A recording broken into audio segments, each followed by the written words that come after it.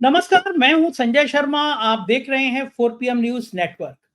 राहुल गांधी ने हरियाणा के चुनाव को लेकर सख्त रुख अपनाया है और कहा है, पार्टी के लोगों से कहा है कि बहुत खराब बात है।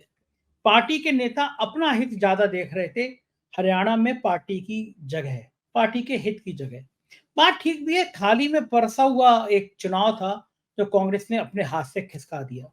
अभय दुबे जी के साथ आज बातचीत में हम इसका पूरा राजनीतिक विश्लेषण करेंगे कि इसका क्या-क्या असर पड़ेगा, क्या इंडिया गठबंधन के में कुछ असर पड़ेगा या फिर कांग्रेस और मजबूत होकर उभरेगी। अभय दुबे जी से हमने जानना चाहा, एक पत्रकार का फोन आया, उसने कहा कि कल्पना करो, अगर आतिशी के मकान को जो सील कर दिया गया, केजरीवाल का मकान, उसमें सोफे के अंदर से कुछ रुपए निकल आए, अलमारी के अंदर से निकल आए और कह दिया जाए ये तो केजरीवाल के रुपए थे, तो क्या सीन बनेगा। इस पे अभय दुबे जी का बहुत बढ़िया मजेदार जवाब था। साजिशें कुछ भी हो सकती है, भाजपा का कमाल कहीं पे भी दिख सकता है, उनका हुनर कहीं पे भी दिख सकता है, कोई नई बात नहीं है। तो बहुत रोचक, बहुत अच्छी बातचीत है, पूरी बातचीत सुनिएगा। चैनल को सब्सक्राइब और ज्वाइन जरूर करिएगा। चलते हैं अभय दुबे जी के पास। 4 PM न्यूज नेटवर्क में स्वागत है अभय दुबे जी आपका। हरियाणा के चुनाव के बाद कांग्रेस के अंदर भी कम घमासान नहीं मचा, तरह तरह की बातें सामने आई। राहुल गांधी ने एक बार कहा था और कई बार कहा था कि जो डरते हैं वो छोड़ के चले जाए। और राहुल गांधी ये बात कई बार कह चुके हैं कि पार्टी सर्वोपरि है, पार्टी के अंदर रह के पार्टी के लिए काम करना चाहिए। लेकिन गाय बगाए कई ऐसे लोग दिखाई दे जाते हैं जो पार्टी से ज्यादा अपना हित देखते हैं। दिन भर कल जो मीडिया में खबरें छपी उसमें यह चला कि राहुल गांधी ने इस मीटिंग में भी कहा, हरियाणा के नेता नहीं बुलाए गए, कहा कि हरियाणा के चुनाव में कई नेता ऐसे थे जो अपना हित ज्यादा देख रहे थे, पार्टी के हित से ज्यादा। तो ये महाराष्ट्र के लिए भी संकेत है, चुनाव होने वाले हैं। महाराष्ट्र के कुछ नेता भी ऐसे हैं जो बड़ बोले बयान देते हैं और उन बयानों पर पार्टी असहज होती है।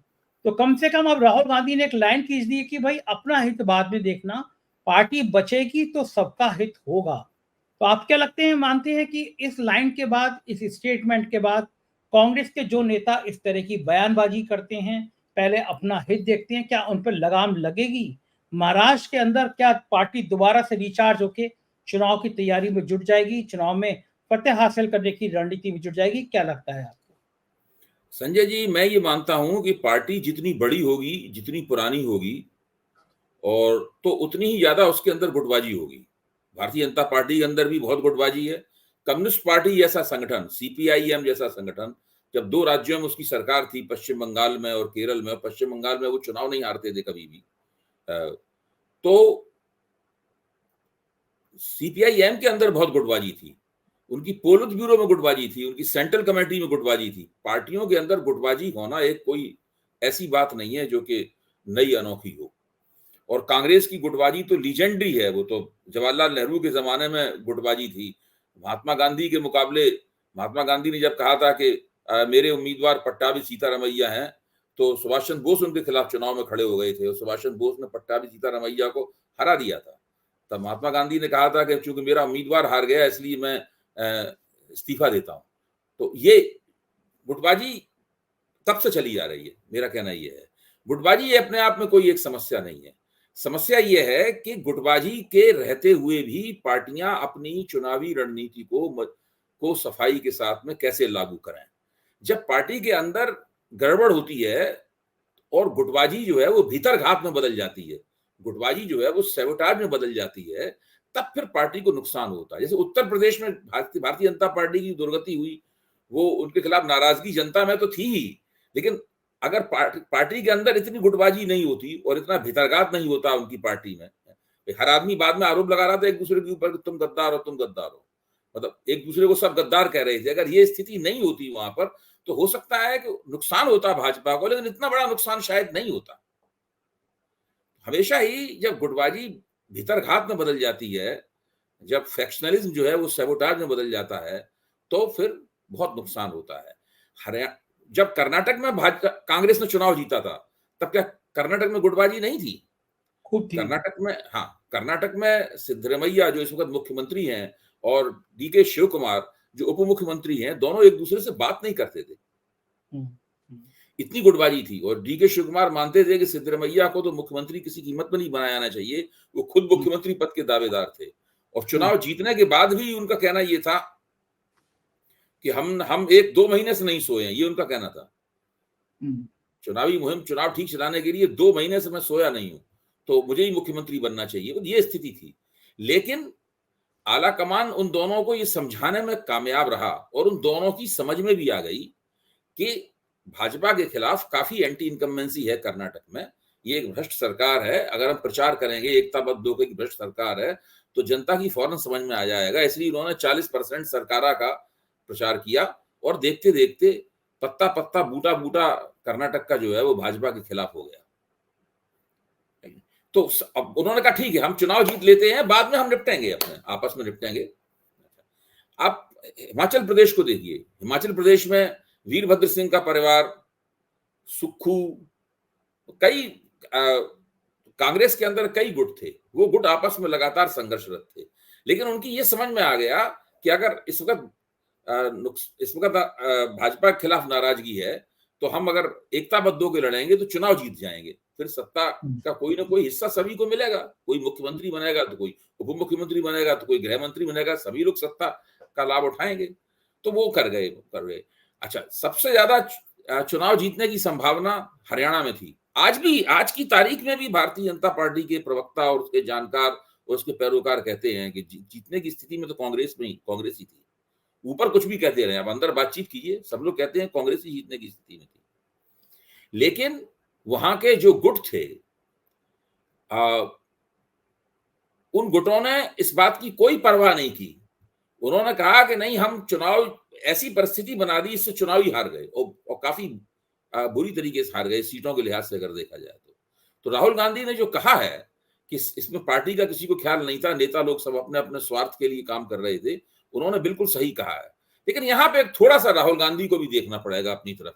उन्होंने, जो नेता लोग अपने स्वार्थ के लिए जो काम कर रहे थे, वो उसको रोक पाने में कामयाब क्यों नहीं हुए? वो एक ऐसी युक्ति क्यों नहीं खोज पाए कि नेता लोग अपने स्वार्थ के लिए काम ना करें, एक जीती जिताई बाजी को वो हाथ से ना निकलने दें। या राहुल गांधी ने कोशिश की तो उन्हें अपनी कोशिश में बड़ा भरोसा था कि हमारी कोशिश कामयाब हो जाएगी। भाई, एक मंच से उन्होंने कहा भी था राहुल गांधी ने कि ये सरकार सबकी सरकार होगी, साफ था, ये केवल जाटों की सरकार नहीं होगी। लेकिन आप ये देखिए कि ये जो आपके उड़ीसा वाले धर्मेंद्र प्रधान हैं और त्रिपुरा वाले विप्लव देव हैं, इन दोनों ने मिलकर योजना बनाई कि किस तरीके से ये प्रचार किया जाए कि कांग्रेस का मतलब है भूपेंद्र सिंह हुड्डा का परिवार और जाट वोट। ये उन्होंने प्रचार किया और वो अपने इस प्रचार को जनता के गले उतारने में, बहुत वोटरों की बड़ी संख्या के गले उतारने में वो कामयाब रहे। दूसरी चालाकी भाजपा ने यह की कि उन्होंने बिल्कुल इसका कोई शोर नहीं होने दिया। और मैं ये मानता हूं कि चुनाव जिस दिन वोट पड़े थे उसके करीबन शायद 1 हफ्ते पहले या उससे भी कम 4-5 दिन पहले बदलना शुरू हुआ। तब लोगों ने मन बनाया कि हमें वोट देना है। खासतौर से ओबीसी समाज ने मन बनाया, दलित वोटरों के एक बड़े हिस्से ने मन बनाया, और जो भाजपा के अपने वोटर जो थे, जिसके बारे में हम लोगों को उम्मीद थी कि ये भी भाजपा से छिटकेंगे, उन लोगों ने भी मन बनाया।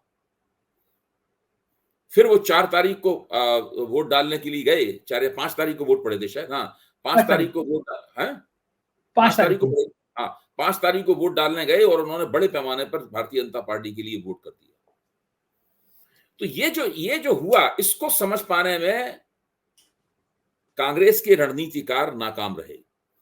मैं ये मानता हूं कि कांग्रेस, केवल जो लोग चुनाव में पार्टी थे, यानी चुनाव में जो चुनाव लड़ रहे थे, जैसे कुमारी सैलजा, सुरजेवाला और हुड्डा, ये तो चुनाव लड़ रहे थे, तो उनकी तो बात छोड़ दीजिए, चुनाव लड़ रहा था उसकी ज्यादा कुछ समझ में नहीं आता। लेकिन कांग्रेस के अपने पर्यवेक्षक तो होंगे वहां पर, आला कमान की तरफ से तैनात किए हुए लोग तो होंगे जो देख रहे होंगे कि भाई आला कमान ने जो रणनीति बनाई थी वो जमीन पर उतर रही है, उतर रही, या ये काम भी उन्होंने हुड्डा को दे दिया था, ये सवाल है। भाई पूछना ये चाहिए राहुल गांधी को कि जिन लोगों के जिम्मे हरियाणा का चुनाव दिया गया था, वो लोग क्या कर रहे थे? वो जमीन पर जब ये परिवर्तन हो रहा था तो उस परिवर्तन को देख पाने में समर्थ क्यों नहीं हुए? आप भूपेंद्र, क्यों आखिरकार जो व्यक्ति चुनाव नहीं लड़ रहा है उसको चुनाव का इंचार्ज क्यों बनाया जाता है? इसीलिए बनाया जाता है कि वो जरा थोड़ा सा एक हाथ पीछे खड़ा होकर, एक हाथ दूर खड़ा होकर सारी परिस्थिति का आकलन करता है, देखता है। हाँ, वो किसी गुट में नहीं होता, वहां के उस प्रदेश का होता ही नहीं है, वो तो बाहर से बुलाया जाता है। तो ऐसा आदमी कौन था कांग्रेस की तरफ से, सवाल इस बात का है। जिस तरीके से धर्मेंद्र प्रधान और विप्लव देव जो भूमिका भाजपा की तरफ से निभा रहे थे, कांग्रेस की तरफ से वो वाली भूमिका कौन निभा रहा था? सवाल ये है, उसका गिरेबान पकड़ के पूछा जाना चाहिए कि भैया तूने क्यों नहीं देखा, ये जो परिवर्तन हुआ, तूने चेतावनी क्यों नहीं दी कि ये गड़बड़ हो रहा है, ये पूरा जाट बनाम गैर जाट हुआ जा रहा है, ये देख पाने में वो व्यक्ति नाकाम क्यों रहा? क्योंकि वही व्यक्ति तो राहुल गांधी को बताता कि ये हो रहा है। बिल्कुल सही बात। दूसरी बात अभय जी, मैं ये जानना चाह रहा हूँ कि एक बयान आता है, जैसे मध्य प्रदेश का चुनाव था, कमलनाथ का बयान आ गया, कौन अखिलेश वखिलेश, दीपेंद्र हुड्डा का बयान आ गया, यहाँ समाजवादी पार्टी के कोई जनाधार नहीं है। सीएनटीएस का आंकड़े एक बड़े पत्रकार ने ट्वीट किया, उसने लिखा है कि किस जाति के कितने वोट गए। उसमें जो वोट प्रतिशत है वो कांग्रेस को यादव वोट 25% और भाजपा को 62%। कांग्रेस के तरफ से यादव मतदाता काफी सीटों पर प्रभावशाली हैं। अदर बैकवर्ड 32% कांग्रेस को, 47% बीजेपी को। जाटा वोट जरूर कांग्रेस को ज्यादा मिले, और 50 और 35, और अदर शेड्यूल कास्ट 33% कांग्रेस और 45% हो। लेकिन मैं खास तौर से बात करना चाहूंगा, Yadav 25% Congress, 62% BJP, other OBC 32% Congress. तो ताज्जुब है संजय जी कि कांग्रेस को 25% ज्यादा वोट कैसे मिल गए? अगर कांग्रेस को 25% ज्यादा वोट मिल गया है, देखिए दक्षिण हरियाणा का एक बड़ा इलाका अहीरवाल कहलाता है। हाँ, वो यादव लैंड है, यादव पट्टी है पूरी की पूरी। तो वो जो यादव पट्टी है, वो यादव पट्टी पिछले करीबन 20 साल से लगातार भारतीय जनता पार्टी की समर्थक है। ये वो यादव नहीं है जो उत्तर प्रदेश में अखिलेश जी के नेतृत्व में भाजपा के खिलाफ लड़ते हैं, या तेजस्वी यादव, लालू यादव के नेतृत्व में बिहार में भाजपा के खिलाफ लड़ते हैं। ये दूसरे तरह के यादव है। ये यादव आपको बहुत ज्यादा पढ़े लिखे मिलेंगे, आपको घरों घरों में इंजीनियर, डॉक्टर, बहुत मतलब लोग मिलेंगे। वैसे योगेंद्र जी रेवाड़ी के रहने वाले हैं, हमारे मित्र योगेंद्र यादव, वो भी उसी इलाके के यादव हैं। अब योगेंद्र जी की परिवार में देखेंगे तो आप देखेंगे बहुत लोग, योगेंद्र जी खुद प्रोफेसर हैं, बहुत लोग MBBS मिलेंगे आपको। तो वो उत्तर प्रदेश और बिहार का जो यादव समाज है, उससे भिन्न किस्म का समाज है। उनका एक राज परिवार भी रहा है, उनका एक रियासत भी रही है। तो हरियाणा के पहले मुख्यमंत्री भी यादव थे, राव वीरेंद्र सिंह जो थे वो यादव थे, मतलब तो तब से अहीरवाल की आत्म छवि ये बन गई है कि भाई हमको ही मुख्यमंत्री पद मिलना चाहिए। और वो भारतीय जनता पार्टी का लंबे अरसे से समर्थक है। एक जमाने में कांग्रेस का हुआ करता था, लेकिन अब तो लंबे अरसे से भाजपा का समर्थक है। तो उसमें अगर यादवों के 25% वोट मिल गए कांग्रेस को, तो मैं समझता हूँ बहुत ताज्जुब है, वो कांग्रेस को मिलने वाले थे नहीं। मैं आपको बताऊं कि अखिलेश भी जाते हैं वहां प्रचार करने के लिए, और तेजस्वी यादव को भी बुला लिया जाता प्रचार करने के लिए, तब भी कोई ज्यादा खास फर्क पड़ने वाला था नहीं। खास फर्क केवल तभी पड़ता जबकि उन यादवों में से किसी एक बड़े नेता को यह एहसास होता कि सत्ता में उसकी भी भागीदारी होने वाली है। देखिए आजकल जमाना ये नहीं है कि आप किसी की खूबसूरती की तारीफ करके नहीं उसे पटा सकते राजनीति में। आप आप बड़े विद्वान हैं, आप बहुत अच्छा भाषण देते हैं, वाह वाह आपका क्या कहना, आप तो बहुत बड़े नेता हैं, ये कहने से वो आपके पक्ष में नहीं आएगा। वो अकेले आ गया तो उसके साथ उसकी समुदाय के वोटर नहीं आएंगे। आपको उसे ये आश्वासन देना पड़ेगा, और वो आश्वासन ठोस रूप से जमीन पे दिखना चाहिए कि भाई हम चुनाव जीतेंगे तो उसमें आपको उसमें हिस्सा मिलेगा सत्ता में। भाई शैलजा को इतना ज्यादा पटाया गया, इतना ज्यादा समझाया गया, वो क्यों नहीं मानी आखिर तक? क्योंकि उन्हें पूरी तरह यकीन था कि हमें कुछ नहीं मिलने वाला है इस सरकार में। रणदीप सिंह सुरजेवाला को यकीन था कुछ नहीं मिलने वाला। बोले हमारे कहने पे 3 टिकट नहीं दिए गए तो हमें मिलेगा क्या? सही बात है।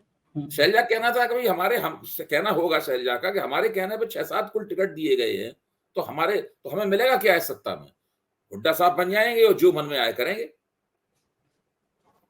तो ये जो स्थिति है ना, आपको सब लोगों को बैठा के टिकट का ठीक से बंटवारा होना चाहिए था। दूसरे, आला कमान की तरफ से समझ ये पेश करनी चाहिए थी सबके सामने कि भाई मुख्यमंत्री का पद खुला हुआ है, सब लोग मेहनत करो, चुनाव जिताओ, उसके बाद में मुख्यमंत्री बनाया जाएगा। ऐसा ना करके हाँ। आला कमान ने अघोषित रूप से पहले ही कह दिया कि भाई हमारे मुख्यमंत्री होने वाले मुख्यमंत्री तो भूपेंद्र सिंह हुड्डा है। इस तो कारण सब कुछ गड़बड़ा गया।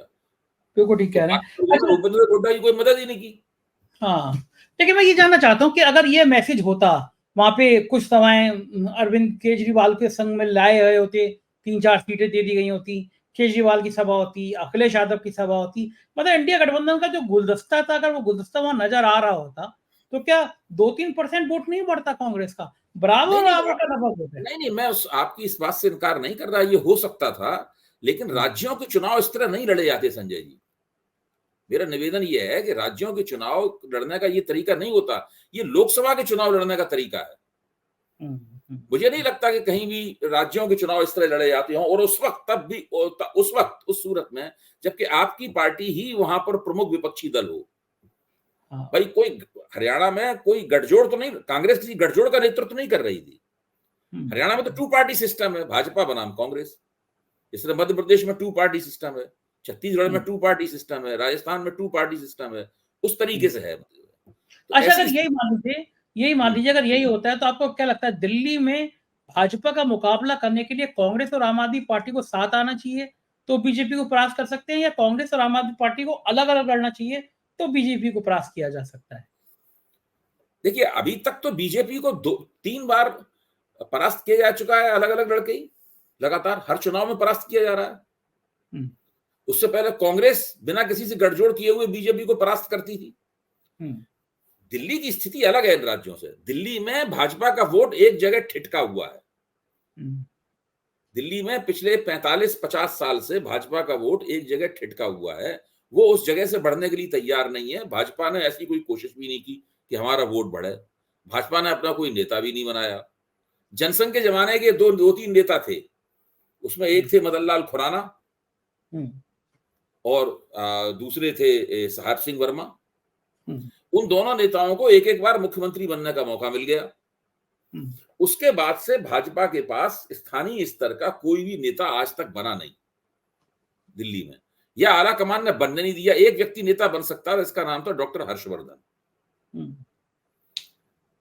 डॉक्टर हर्षवर्धन नेता बन सकता था, क्योंकि डॉक्टर हर्षवर्धन के नेतृत्व में 2013 में भारतीय जनता पार्टी ने 31 सीटें प्राप्त की थी। वो बहुमत से थोड़ी ही दूर रह गए थे। अगर उस वक्त हर्षवर्धन के नेतृत्व में भाजपा ने तय किया होता कि हम हर कीमत पर सरकार बनाएंगे, हम एक गठजोड़ सरकार बनाएंगे, अकेले सरकार नहीं बनाएंगे, तो फिर आम आदमी पार्टी और कांग्रेस के नेतृत्व में वो पहली वाली सरकार नहीं बनती, जो कि महीना 1.5 महीना ही चली थी केवल। तो उसके बाद विधानसभा सस्पेंडेड एनिमेशन में चली गई। तो मेरा कहना यह है कि दिल्ली में तो मुझे नहीं लगता कि किसी भी तरीके से कोई पार्टी किसी से कोई गठजोड़ करेगी। तीनों पार्टियां अलग अलग चुनाव लड़ेंगी, और एक बार फिर आम आदमी पार्टी की कोशिश होगी कि कांग्रेस की एक भी सीट ना आने पाए।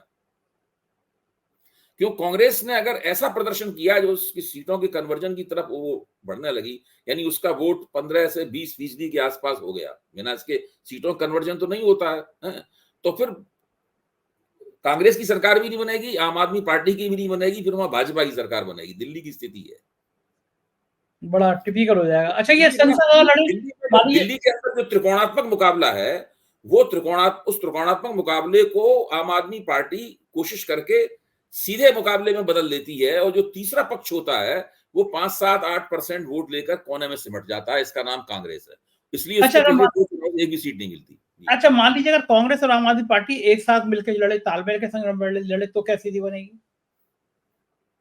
मुझे नहीं लगता कि वो एक साथ मिलकर लड़ना चाहेंगे। ओके। हाँ, क्योंकि जैसे ही इंडिया लोकसभा का चुनाव हुआ, आम आदमी पार्टी ने अपनी तरफ से गठजोड़ तोड़ दिया। हरियाणा में कांग्रेस ने गठजोड़ तोड़ दिया अभी तुरंत। हरियाणा में दोनों के बीच में गठजोड़ कराने की राहुल गांधी ने कोशिशें की, अरविंद केजरीवाल भी इस पक्ष में थे, लेकिन स्थानीय नेताओं ने होने नहीं दिया गठजोड़ वहां के। इस मामले में सब नेता एक थे हरियाणा में कांग्रेस के, कि आम आदमी पार्टी से गठजोड़ ना हो जाए। इसमें सुरजेवाला और शैलजा और भूपेंद्र सिंह हुड्डा इस बात पे एकमत थे कि आम आदमी पार्टी को हम कोई सीट नहीं देंगे। एक साथ आ गए। अच्छा, बड़ी मजेदार, मुझे दिल्ली के एक पत्रकार साथी ने फोन किया और उन्होंने कहा कि बंगला सील हो गया है, आतिशी वाला, मुख्यमंत्री वाला। तो जिस तरह अखिलेश यादव का जो बंगला खाली कराया गया है, अभय जी बहुत मजेदार किस्सा मैं अपने दर्शकों को बता दूं कि जब अखिलेश यादव का बंगला खाली कराया गया तो पता नहीं मेरे दिमाग में क्या सूझी। मेरा फोटोग्राफर है सुमित कुमार, मैंने उससे कहा कि अखिलेश जी के बंगले को फोटोग्राफी पूरी करके और वीडियो बना लेना। तो उसने कहा भी मतलब सबने कहा कि अब तो बंगला खाली हो चुका है। मैं कहा तब भी देखेंगे कि कैसा है। मैंने अभय जी पूरे जब खाली हुआ तो मैंने पूरे फोटो खिंचाए उसके, पूरा वीडियो बनवाया। अगले दिन से अभियान चल गया कि अखिलेश जी अपने टोटी चुरा के ले गए। बड़ा भयंकर अखिलेश पे हमला हुआ। आज तक उनके ऊपर टोटी को लेके आरोप लगाते रहते हैं। जब दिल्ली के बड़े-बड़े नेताओं ने बीजेपी ने प्रेस कॉन्फ्रेंस करी कि साहब टोटी चोरी हो गई, तोड़-फोड़ हो गई, तो हमने अपने अखबार में फुल पेज छापा। बल्कि मैं तो ये मानता हूँ जो बीजेपी की सरकार ने मुझ पे कार्रवाइयाँ कराई वो शायद उसका रिएक्शन था। मैंने फुल पेज छापा कि ये झूठ बोल रहे हैं। ये रहे फोटोग्राफ मकान खाली करने के बाद और मेरे कैमरे में यानी सुमित के कैमरे में डेट भी पड़ी हुई है, टाइम भी पड़ा हुआ है। कोई भी आके चेक कर ले। इसमें सब टोटी भी लगी हुई है, सब जगह ठीक-ठाक भी है। और जैसे ही मैंने छापी तो अखिलेश जी ने प्रेस कॉन्फ्रेंस करी, तमतमाए हुए थे। उन्होंने सुमित का नाम लिया और कहा कि वही शुक्रिया अदा करना चाहूँगा कम से कम। आज ये सच तो सामने आया और वो हमला उस समय खत्म हो गया। तो उन पत्रकार महोदय ने मुझे याद दिलाई कि जिस तरह अखिलेश यादव का बंगला खाली करने के बाद बीजेपी ने प्लानिंग के तहत तोड़फोड़ कराई, उन्होंने सीधा आरोप लगाया। जिस तरह तेजस्वी के बंगले को लेके आरोप लग रहे हैं, लगातार हो रहे हैं। बोले कहीं ऐसा ना हो कि बंगला सील हुआ है और 4 दिन बाद आतिशी का सोफे के अंदर से कुछ नोट निकल आए। किसी दीवार के अंदर से अलमारी के अंदर नोट निकल आए कि देखो बंगला इसीलिए खाली नहीं कर रहे थे कि नोट थे इसमें। क्या आपको लगता है इस तरह की भी कोई पिक्चर सामने आ सकती है जो मुझे बड़ा चौंका मैं उन भाई पत्रकार से। आप तो जो बात कह रहे हैं वो अगर ऐसा कुछ होता है तो वो तो बड़ा खौफनाक नजारा होगा। ना वो तो वो बहुत भयानक किस्म की साजिश होगी, बड़ी जबरदस्त कॉन्स्पिरेसी होगी अगर ऐसा कुछ होता है। क्योंकि आतिशी तो 2 दिन ही रही उस बंगले में केवल। नहीं तो आतिशी पे आरोप नहीं लगाएंगे ना, वो तो ये कहेंगे कि केजरीवाल की मिल्कियत थी है। वो जो सोफे के अंदर से कुछ निकलता है या केजरीवाल की मिल्कियत थी, लेकिन केजरीवाल तो बंगले अखबार तो टीवी पे आया था। केजरीवाल बंगले की चाबी जो है ना, जो बंगले का जो केयरटेकर या जो भी वहां पे सरकारी अमला था उसको सौंप के चले गए थे। हाँ, सही बात है। अगर नोट होता तो थोड़ी ना छोड़ के चले गए होते। वो नोट वहां छोड़ के क्यों जाएंगे केजरीवाल सही वहां बात पे? है। जो उनको क्या पता था कि आतिशी को बंगला मिलेगा, किसी और को मिलेगा। हाँ, नहीं ये तो बेकार की बात है। हालांकि होने के लिए राजनीति में कुछ भी हो सकता है, और जिस स्तर की आजकल राजनीति हो रही है, अब आप देखिए जो भी हो, भाजपा को पसंद हो पसंद ना पसंद हो, जो हमारे लेफ्टिनेंट गवर्नर साहब हैं उनको पसंद हो या ना पसंद हो, आतिशी एक चुनी हुई मुख्यमंत्री हैं। मुख्यमंत्री हैं। उनको मुख्यमंत्री पद की शपथ स्वयं लेफ्टिनेंट गवर्नर ने दिलाई है। उनके मुख्यमंत्री पद के ऊपर राष्ट्रपति की मोहर लगी हुई है। दिल्ली के मुख्यमंत्री कौन बनाएगा वो राष्ट्रपति उसको तय करते हैं, उनकी मोहर लग के दस्तखत होके आता है वहां से, राष्ट्रपति भवन से। तो भले ही हो सकता है, मुझे पता नहीं वस्तु स्थिति क्या है, हो सकता है कि अलॉटमेंट की कार्रवाई 100% पूरी ना हुई हो, उसके अंदर कोई एक आवंटन की कार्रवाई कुछ एक थोड़ी मोटी कसर रह गई हो, लेकिन वो एक मुख्यमंत्री है। वो बंगले में मान लीजिए चली गई थी है, तो इन लोगों को इतनी न तमीज है, न कोई शिष्टता है, न कोई किसी किस्म की उदारता है, कुछ नहीं है। वो ये दिखाना चाहते हैं कि आप सरकार नहीं है। आप भले ही चुनाव जीत गए हो, लेकिन आप सरकार नहीं है। आपकी ये औकात भी नहीं है कि आप मुख्यमंत्री बंगले में रह सके। ये दिखाना चाहते हैं, इसलिए ये सब किया गया। कैसे विपक्ष को ज्यादा से ज्यादा अपमानित किया जाए, कैसे विपक्ष को लगातार नीचा दिखाया जाए, विपक्ष को जेर किया जाए, उसका मनोबल तोड़ा जाए, ये दिखाना चाहते हैं। इसलिए हुआ है सब कुछ ये। वरना आराम से पीडब्ल्यूडी का विभाग आतिशी के ही अधीन है। चूंकि वो अफसर जानते हैं कि ये मुझे बर्खास्त नहीं कर सकती, क्योंकि सर्विस डिपार्टमेंट उसके पास है नहीं। सर्विस डिपार्टमेंट केंद्र सरकार ने एलजी के हाथों में थमा दिया है। इसलिए उन अफसरों की आप हेकड़ी देखिए। उन अफसरों ने अपने ही मंत्री और जो कि मुख्यमंत्री भी है उसका सामान टेम्पो में और उनमें लाद के बाहर कर दिया। अच्छा, अगर अभी खुदा न खास्ता साल 2 साल में या 6-7 महीने में कोई ऐसी स्थिति बदल जाए कि वो सारे अधिकार जो एलजी के पास हैं दोबारा दिल्ली के मुख्यमंत्री के पास आ जाएं, तो यही सारे के सारे अफसर आतिशी के सामने बिल्कुल साष्टांग दंडवत करते हुए नजर आएंगे, लेटे हुए नजर आएंगे। तो आतिशी अगर कहेगी तो आप और 2 घंटे और लेटे रहो, तो 2 घंटे लेटे रहेंगे वो। तो ये स्थिति है। आप इसको क्या कहेंगे, आप बताइए। और भाजपा वाले सोचते हैं कि उन्होंने बड़ा राजनीतिक तीर मार लिया इसमें। तो आप उनकी नासमझी देखिए। क्या आप समझते हैं दिल्ली की जनता को उसमें बड़ा मजा आया होगा? हो सही सकता बात। है कि भाजपा का जो एक विचारधारात्मक आधार है, एक कट्टरपंथी तबका है जो भारतीय जनता पार्टी, संघ और हिंदुत्व की विचारधारा को, भाजपा के सारे वोटर नहीं है, मैं ये नहीं कह रहा हूँ जो 33-34% भाजपा को वोट मिलते हैं सारे ऐसे हैं। उसमें से एक छोटा हिस्सा जो है 5-10% का, हो सकता है उसको कोई आनंद आया हो, उसमें मजा आया हो। लेकिन जनता जनता इस तरह की बातों से बहुत नाखुश होती है मन ही मन। जनता सोचती क्या कर रहे हैं, तमीज नहीं है इन लोगों को बिल्कुल जरा भी। और आतिशी काफी लोकप्रिय रहता है। आपने आतिशी का, मैंने तो आतिशी के कुछ ऐसे भाषण सुने हैं। हम लोगों ने एक विश्वविद्यालय की तरफ से कार्यक्रम आयोजित किया था, उसमें शिक्षा मंत्री के तौर पे उनको बुलाया था। उस वक्त वो शिक्षा मंत्री थी, मुख्यमंत्री तो नहीं, अभी बनी है। इतना सुंदर उन्होंने भाषण दिया था, इतनी अच्छी हिंदी, इतना सुंदर भाषण, इत्मीनान से, बिना कुछ कहीं से पढ़े हुए, कुछ नहीं, इतना बेहतरीन भाषण दिया था कि तमाम यूनिवर्सिटी के प्रोफेसर और तमाम भरा हुआ था इंडिया एंट्रेंस सेंटर का हॉल, बड़ा वाला हॉल। सब लोग कितने खुश हुए उस भाषण को सुन के, भाई कितनी योग्य महिला जो है वो दिल्ली की शिक्षा मंत्री बनी है मनीष सिसोदिया के बाद में। और ये जो ये कर रहे हैं लोग, ये सब इनके खिलाफ जाएगा।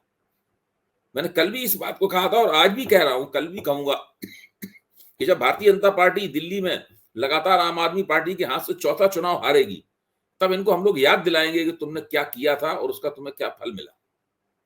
बिल्कुल ठीक बात है। संजय सिंह ने तो ट्वीट भी किया है कि नवरात्रि के दिन तुमने एक महिला का सामान इस तरह टेम्पो में भर के भेज दिया। देखो महिला आज भी कितनी मेहनत से काम कर रही है। तो फोटो है, मेरे सील वाले सामान सामने रख के आतिशी काम कर रही है।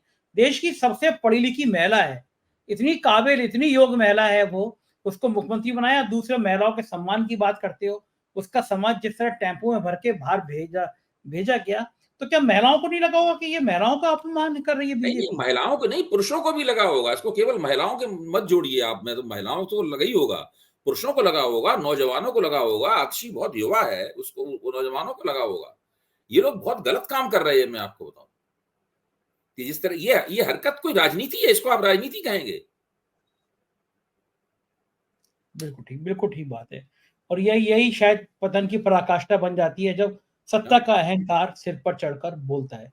बहुत-बहुत बिल्कुल। शुक्रिया अभय जी, आपने इतना कीमती समय दिया। बहुत-बहुत थैंक यू, आभार। तो ये अभय द्विवेदी जी थे और आपने सुना कितनी बढ़िया तरीके से राजनीतिक बातें उन्होंने समझाई। मुझे लगता है कि, मुझे यकीन भी है कि आपको चर्चा पसंद आई होगी।